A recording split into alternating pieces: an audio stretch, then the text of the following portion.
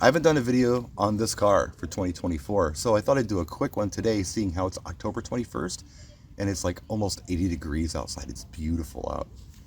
I brought this car into Milwaukee like maybe a week before Labor Day, and the only reason it's out here at the shop today is because I'm visiting my mom. Otherwise, it's been in Milwaukee. It's going back to Milwaukee tonight, so it's been a daily driver, and it's been great. I did get a cowl cover, a plastic cowl cover for when it rains. A lot of people say, well, big deal. Who cares if some water gets in there, especially if it's not rusty, you don't have to worry about it. Well, I'm trying to keep water out of there and debris. It's fall. Leaves are coming down. You can hear them. If leaves get in there, that stuff's going to kind of clog the drain holes, and then if you get water in there, that's when you get your rust. It's clear right now. I know it's clear because I've blown it out. I want to keep it that way. So I put that cowl cover on there to protect it from leaves and rain when I have it parked. I don't drive with it on there, but I do that. When it rains real hard, I put a tarp over it on the top because my roof seals are old and they're taking in some water on the passenger side. It took in quite a bit of water a while back. We had to go to the gas station and use the vacuum cleaner to get the carpet dry. I'm not worried about it. It's the ACC mass back, so it's rubberized, so that's why the water was pooling and sitting there. It didn't go below that. But yeah, I don't want water in the car. So I do have new roof seals, and I have the foam that goes between the stainless channel for the roof seal and the roof. I just need time to do it. It's a pretty easy job, I guess. This is the fourth bumper this car has had on it. The original bumper was caved in the middle. My dad had one that was better, so I put it on there. Then I found one at a Mustang honey hole that I found up in Green Bay last year. Nice bumper, nicer than what was on there. I think I paid 30 or 40 bucks for it, put it on there. And my brother, who now has his show-winning straight six, decided his bumper wasn't good enough, so he bought a show chrome bumper, and I got his old one that is pretty good. There's one little scratch, I don't even know where it is, somewhere on this bumper. He didn't like it, so he gave it to me. So, number 4 bumper on this car in 6 years. The wipers went out too, and I don't know why. They're intermittent, actually, and I have some ideas. I thought about just putting a new motor in here, but you cannot find a single-speed, non-window washer motor anywhere. They rebuild them and nobody returns their cores, so I'm kind of stuck there. I thought about having neighbor Tim rebuild it, but I did get a new switch. And I got to thinking also, the actuators for the wipers, maybe they're just dry or something. Maybe they need to be lubed. Maybe that might help. So I'm not driving it in the rain. I'm not depending on those wipers. I may get under there with some fluid film to kind of free up those actuators to see if that helps my wiper situation at all. There was a bit of a smell in the car at the beginning of the year. I didn't know what it was, but the only piece of interior I hadn't replaced was the rear seat. So I tore it apart, cleaned up the springs, painted them, re-wrapped everything in burlap, bought some foam at the fabric store, and put a rear seat kit on it. And it's not perfect, but I did it myself, and it's presentable. I can look at it and see problems, but most people don't see there's issues with it. It's good enough for now. Maybe someday when I redo the whole interior, I'll actually hire a professional to do it, and I won't do it myself. The horn wasn't working at the beginning of the season, and I didn't know why until much later. But the horn is kind of a closed system. There's no fuse on it or anything. It's just electrical. There's either a ground issue or a wire frayed or something. I didn't know what it was. But I figured it out later. And I'll tell you about that towards the end of the video. My brother came up in May for the all-Ford show that we have here. He trailered his car up that 66. I don't know if you remember it or not. We were working on it last year. And he's got it done. He finished it up in Indiana, and it's gorgeous. And it's fun to drive. And it's just beautiful. He took second place overall in class. People trip on that car because most people either V8 swap the 6s or kind of dismissed them. Although it's not perfect, it's clean. It's got beautiful interior. And yeah, it got a lot of attention. A lot more attention than the V8 cars. Speaking of, this V8 car was sitting right next to it and didn't get looked at too much. And I know why. Look, people like shiny things, especially boomers. They love shiny things, and this car was far from a shiny thing. You might be able to see it's a little shinier than it used to be. I went ahead and took all the primer off of the car with acetone and Scotch Brite. I don't recommend it, but figured I couldn't make it any worse. I took a paintbrush and some Rust-Oleum paint in a can, touched up all the bare spots. I cut it with a real heavy Meguiar's, real aggressive. After that, I did a soil remover on it, and then I waxed it. It turned out all right. Now all of a sudden, everybody wants to know if I'm selling it. It gets a lot of attention. And if I'm keeping it outside, the wax, beats up all of those raindrops, which is what you want. You don't want primer on there that soaks in the moisture. That's not good for your metal, especially in an all original steel car like this. I've got a fire extinguisher for it. I bought my son-in-law fire extinguishers for his 66 T-Bird, and he's got an early 90s Dodge van. I thought it would be a good idea to have a fire extinguisher in there. And while I was at it, I bought myself one for the car, and I mounted it behind the driver's seat. It's funny because when I go to cruise nights, people look at the car and they say, it looks like a nice stock car, but I saw that fire extinguisher in there, so I know you got a fast car. Something's going on here. It's kind of a dead giveaway, I guess. Some people don't think that's a good place to mount it. They think it's a projectile if you get in an accident. But, I figure if I get in an accident, where my fire extinguisher is, it's probably the least of my worries. I may relocate it. I put it there just to see what it would look like, and I just left it there. So there's a fire extinguisher in the car, and there will be. They're disposable. I think it's a really good idea to put a fire extinguisher in any car that you have, even if it's a newer car. In the trunk, it's not doing you a lot of good. You need to have access to it. And it's got a quick release thing. You just pop it off and spray. I got these little stick-on 3 1/4 inch dome mirrors to go on my passenger mirror. Somebody recommended it in one of the Mustang groups. So I ordered one off Amazon. I ordered my brother one too. Wasn't sure if I was going to like it or not. The problem with that side mirror, they're great because you can see what's going on if they're perfect. And that little ball joint on there likes to move around a lot, especially if you're driving the car and people bump into it in parking lots or a cruise night. It can throw your whole life off when you're trying to drive. You think you've got a mirror to check your blind spot, and you don't, and you got to turn around. That dome mirror solves that problem.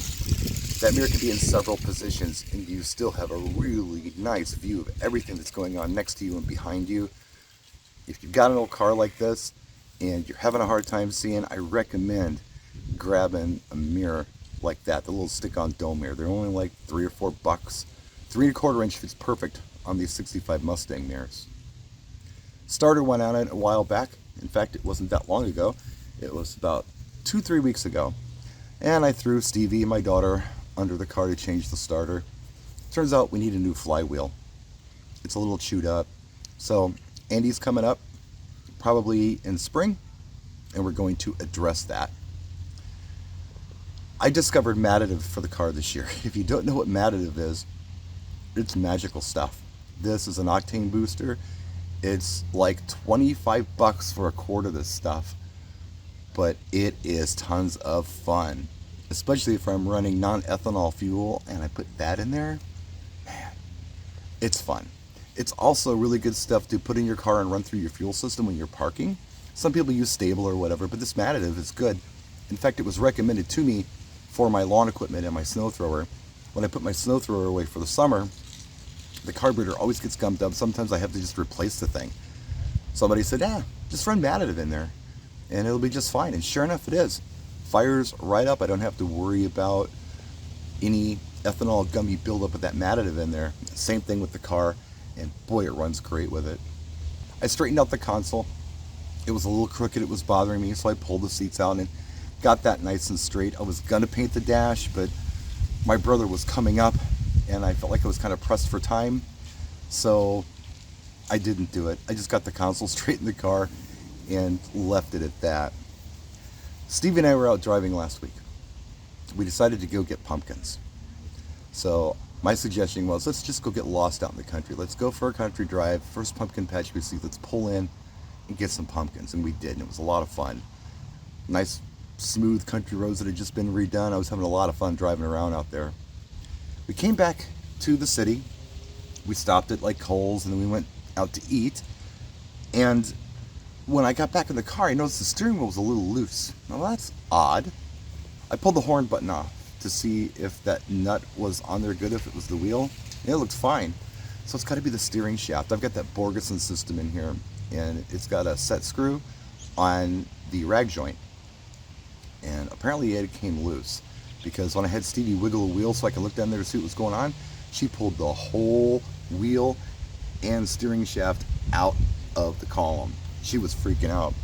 I'll admit I was a little bit too, but I got it stuck back in there, made sure I held the wheel in place, got it home, and then as soon as I had time, which was I think 2 days later, anyway, I got it set now. I'd have Blanca hold the wheel in place while I tighten the set screw, because there's a spring in there when you put the steering wheel on.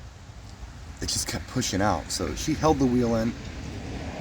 I set the set screw, put the lock nut down, and all was well.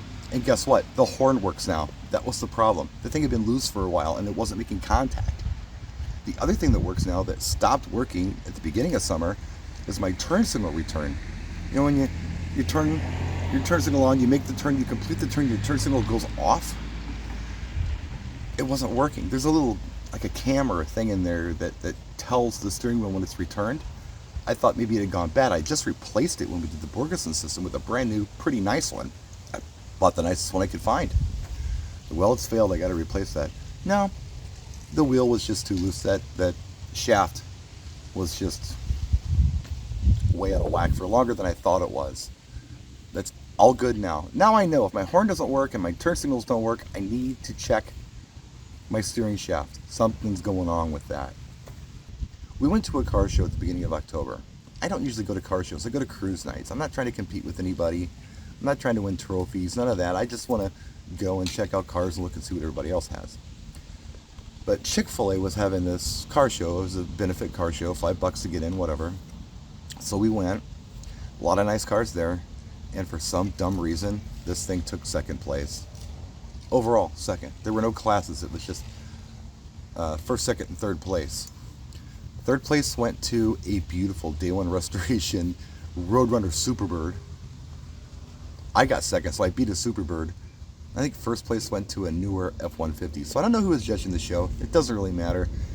I'm not trying to win trophies, like I said, but I have one for this car. And it's because it's shiny now. It's got to be what it is. When I was doing some paint work under the hood earlier this summer, I had to take a lot of stuff apart. One thing that I took off was the shock tower cap on the passenger side. And when I did that, the shock was dead. The Coney STRT was dead in there. I checked the other side, it was fine. I hit a pothole a while back and I think it might have blown the shock out. So I did replace that Coney STRT shock. There's not a lot of travel in there because the car sits so low, so it's very little travel, but yeah, there was nothing there.